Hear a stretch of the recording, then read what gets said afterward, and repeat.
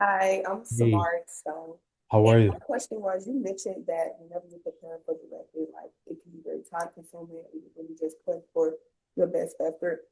It was a small question. I was just going to say, how do you find time to really like prioritize yourself and your mental health while still like putting forth your best effort into your craft and still perfecting your skill? Yeah, good question. It's a balancing act. And it never ends. Um, so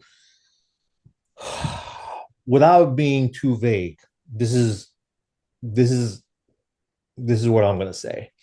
I think those two things are actually sort of tied together. You as an individual, as an artist, as a creator, as a creative, that is who you are. So a lot of the sort of day to day is going to be sort of contained in advancing that agenda forward.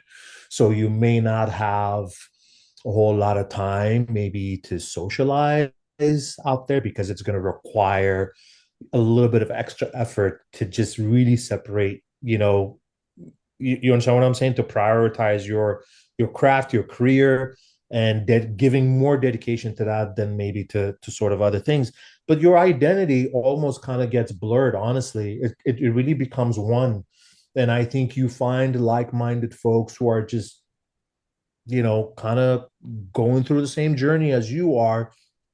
uh we call it here, like, find your tribe, and that's really what it means, is that your community that ends up sort of becoming your default. So your support system is there, your social life is around that, so to speak. But then you also have to work and pay the bills and take care of your responsibilities as well. And I'll tell you, it's not going to be easy, but nothing good that you're going to cherish is ever going to come easy. It just doesn't. So I think uh the same advice I give to my 12-year-old who is really, interested in playing professional sports and baseball. When he grows up, he wants to play D1 and whatnot. And I always say to him, well, the things you're gonna sort of plant, the seeds you're gonna plant now are gonna the things that are gonna allow you to make that happen or not. If your choice now is to sort of, sit and snack for 2 hours and not get on the treadmill or run around or do practice, then that's it. Those are the things that's gonna separate. Like, there everybody's like traveling on the same wavelength, but there are certain things you're gonna do that are gonna really separate you out, and you have to just sort of continuing exercising those muscles and brain power. Um, there's no easy answer, honestly. Like, I've been married for what, 15, 16 years now. There are many nights where I haven't been home for dinner because I'm on set or I'm traveling and da da da. Like, life is gonna do what life is gonna do, really. And don't worry about that. Don't worry about that. I think you'll figure it out as you go forward. But your dedication to your craft and making that the priority, and making that the centerpiece of your day to day. What am I doing today to gain like one step forward, to gain one sort of sort of step up, to separate yourself from you know everybody else. That's what's going to make it the difference. Thank you. I appreciate You're very welcome. I hope I answered your question. it. You did. Thank Okay. you. I appreciate it. Okay. I appreciate you as well.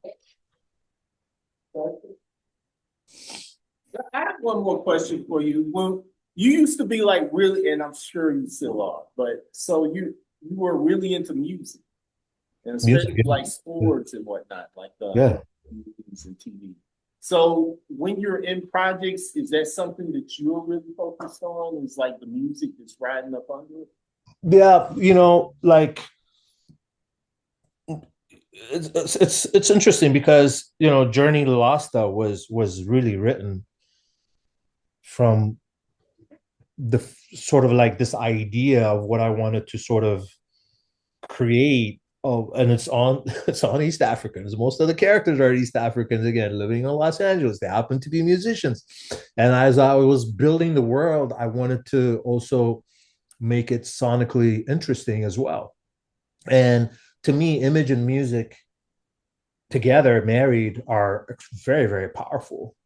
And I've always found things, you know, hey, like what would music do to this particular scene? Even as I'm writing a script, I think about music all the time. I play scores like of, from my Spotify or whatever, like in the background to kind of set the mood and the tone of like what is it that I'm trying to make. I don't know if you guys went to see Highest to Lowest by Spike Lee, but that's another great example of, I think, the use of music, even within the story, becoming the driver, and how it's used. And actually, Spike is amazing because he's always used music as such a powerful tool to be able to move, the story of everything. Is that his partnership with Terrence Blanchard on the scores, but even if you go way back, like to do the right thing, and the anthem of "Fight the Power" by Public Enemy, like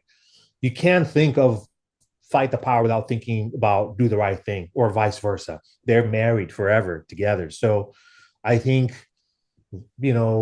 whether it's music that kind of sparks, the seed, whether it's imagery, photography, now that takes you into sort of cinematography. Then you start, studying the master sort of DPs, and how, that frame sort of, and looking at images through just one frame at a time, kind of starts creating the collage of images put together.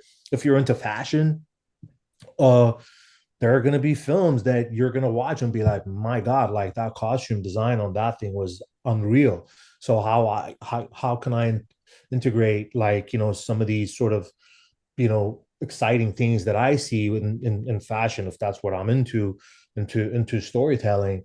It's just whatever really moves you. It's whatever sparks that idea. It's whatever sort of triggers that desire to create something that you lean on. And for me, music has always been the thing and continues to be a thing.